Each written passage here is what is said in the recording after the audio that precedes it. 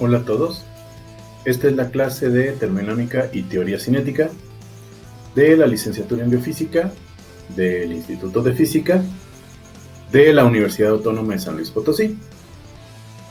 En esta ocasión vamos a iniciar el estudio del capítulo número 3 de nuestro libro base. Les dejo la referencia en la descripción de este video. Lo que vamos a estudiar a partir de ahora son aplicaciones de la termodinámica. Entonces, en este capítulo mostraremos algunos ejemplos de las aplicaciones de la termodinámica a problemas físico-químicos de interés general. En particular, veremos su aplicación a las reacciones químicas, a las transiciones de fase en sistemas extensivos y finitos, y a los sistemas no equilibrados en estados estacionarios en volúmenes de control. Para empezar el estudio de este capítulo, pues vamos a tener nuestra primera sesión, que corresponde a la sesión número 6 del curso y corresponde al tema de termodinámica química. ¿Qué es lo que vamos a ver en esta sesión? Bueno, la coexistencia y transición en fases infinitas. ¿Cuál es el objetivo de nuestra clase? Mostrar cómo la energía libre de Gibbs nos permite describir los procesos de transformaciones de fases. Mostraremos que la energía libre de Gibbs debe ser un mínimo en equilibrio, y mostraremos cómo calcular la curva de coexistencia de fases. ¿Cuál es el mensaje principal que quiero que lleven a casa? Bueno, que la energía libre de Gibbs debe ser mínima en equilibrio, lo que permite calcular la curva de coexistencia. La diferencia de potencial químico entre las fases es la fuerza termodinámica que conduce al proceso de transformación de fases.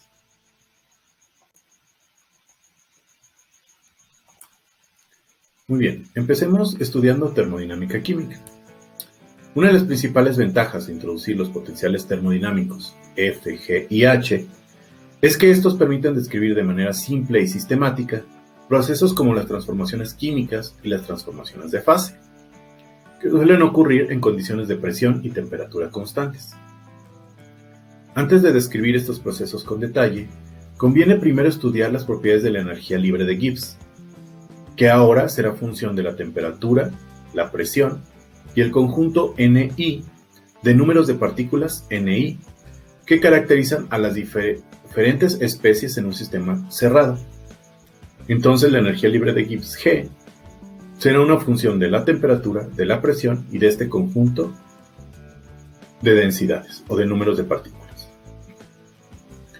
Usando la definición 2.55 y la ecuación 2.73 del capítulo anterior, es posible demostrar que la expresión general para la diferencial de la energía libre de Gibbs toma la forma expresada en 3.1, lo que implica que para procesos isobáricos e isotérmicos reversibles e irreversibles que tienen un lugar en un sistema cerrado, se satisface la relación general 3.2. donde la desigualdad es una consecuencia del segundo principio de la termodinámica, que conduce a la relación 2.56 del capítulo pasado. La igualdad es válida para procesos de equilibrio reversibles, mientras que la desigualdad corresponde a los procesos irreversibles. Una consecuencia de la relación 3.2 es que nos permite mostrar que en el estado de equilibrio, la energía libre de Gibbs tiene un mínimo, es decir, la función debe de ser convexa a T y P constantes, es decir, la segunda derivada de la de la energía libre de Gibbs a temperatura y presión constante debe ser mayor que cero. Para mostrar esto, podemos expandir la energía de Gibbs, que es función del número de partículas nada más, al tener T y P constantes, alrededor del estado de equilibrio G0, caracterizado por el conjunto Ni0, que es el conjunto de número de partículas que hace máxima esa función. Y la caractericemos en series de potencias, donde sus argumentos van a ser el conjunto Ni. Entonces, haciendo una expansión a segundo orden, obtenemos la ecuación 3.3. donde delta G se define como G menos G0 y es mayor que 0, dado que es la condición de concavidad, y el símbolo delta indica que se toma la variación de la energía respecto a su valor de equilibrio. Obsérvese que la suma de términos que contienen las primeras derivadas de G se anula, debido a que en equilibrio aplica la igualdad de 3.2. De la misma manera, si comparamos 3.3 y 3.2, obtenemos la identidad 3.4. Estos resultados implican que la segunda derivada de G se puede escribir como la suma de la segunda derivada de G con respecto de Ni y de Nj a temperatura y presión constantes por Ni por Nj, y que esta cantidad es mayor que 0. Lo que prueba nuestra suposición inicial. Debe notarse que existe una relación similar para el potencial químico μI en términos de las derivadas de la energía libre de Helmholtz, como la derivada de la energía libre de Helmholtz con respecto a Ni, a T y B constante. Noten que el potencial químico tiene dimensiones de energía. En muchas aplicaciones de química es conveniente escribir las cantidades molares. En este caso, la definición se realiza en términos de la derivada con respecto al número de moles N minúscula I. Esto es que μI es igual a la parcial de F barra con respecto de N minúscula I a T y B constantes, donde la barra indica que es la energía molar.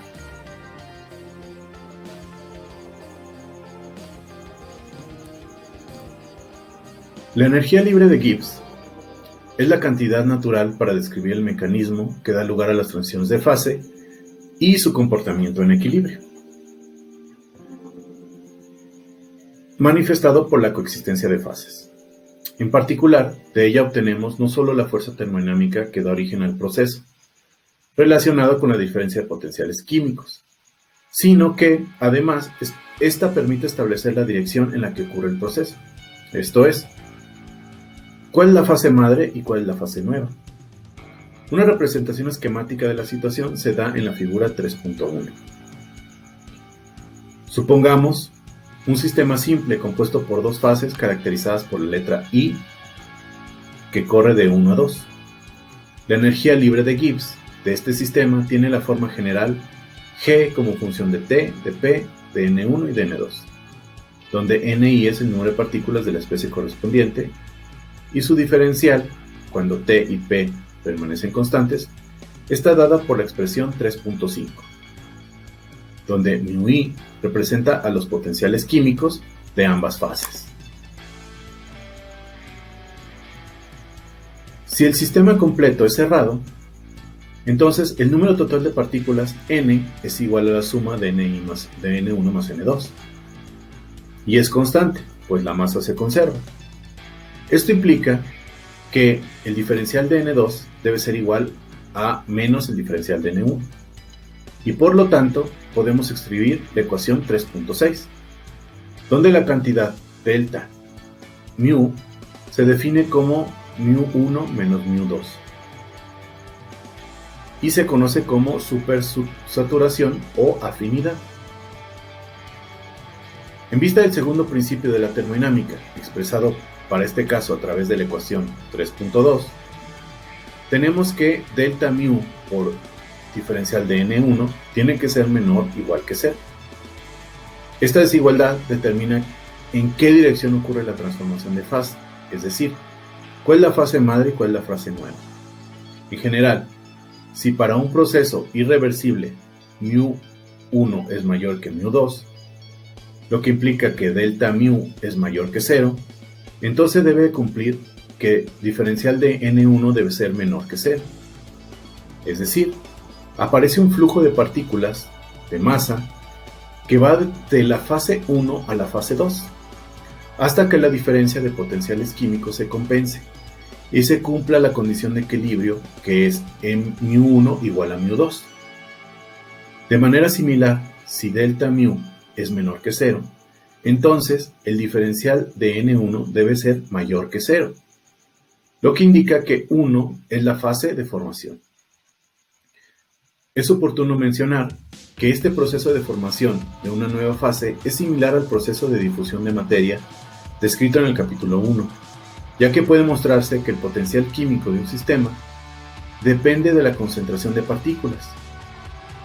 De este modo, una diferencia de potenciales químicos entre dos sistemas implicará también la diferencia de concentraciones de cada especie en una fase y otra. En ambos casos, la fuerza termodinámica que da lugar al proceso es la diferencia de potenciales químicos. Cuando el sistema alcanza el estado de equilibrio para las condiciones de temperatura y presión impuestas, la variación de la energía de Gibbs se anula, lo que implica que se cumple la relación μ1 igual a μ2, que en términos diferenciales se escribe como la expresión 3.7.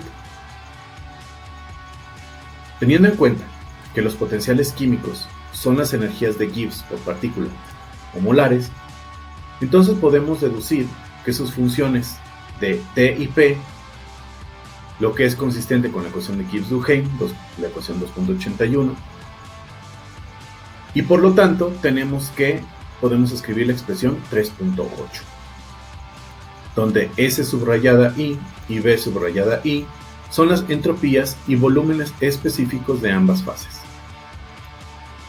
La relación anterior da como resultado la ecuación de Clausius-Clapeyron, que es la expresión 3.9, a partir de la cual se puede determinar la curva de coexistencia de fases en equilibrio en el espacio P y T. Esta curva es una proyección del diagrama de fase completo del sistema, puesto que a presión constante vale la igualdad ΔH igual a T por ΔS, ya que la entalpía es una función de la entropía y la presión. La ecuación de Clausius-Clapeyron suele describirse de la forma expresada en 3.10, que nos dice que la pendiente de la curva de coexistencia es proporcional al calor intercambiado en la transformación de fase ΔH a presión constante igual al calor de transformación, e inversamente proporcional a la temperatura y a la diferencia de volúmenes específicos respectivos. Con esto terminamos esta sesión. Ha sido una sesión un poco más corta, pero en esta misma semana vamos a tener otra sesión para complementar los temas que tenemos que estar estudiando en esta semana. Entonces, antes de terminar con la sesión, déjenme hacer un resumen para que se queden con los puntos más importantes de la clase.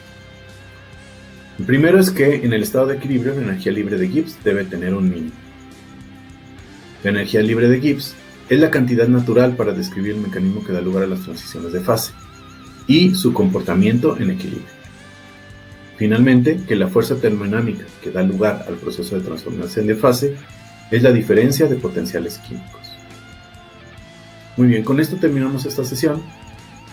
Ya también les he compartido los problemas de tarea en la plataforma que usamos para gestionar el curso. Así que por favor revísenlos y empiecen a tratar de resolverlos para que no se les junte al final de este capítulo. Les agradezco mucho su atención y nos vemos en la próxima. Hasta luego.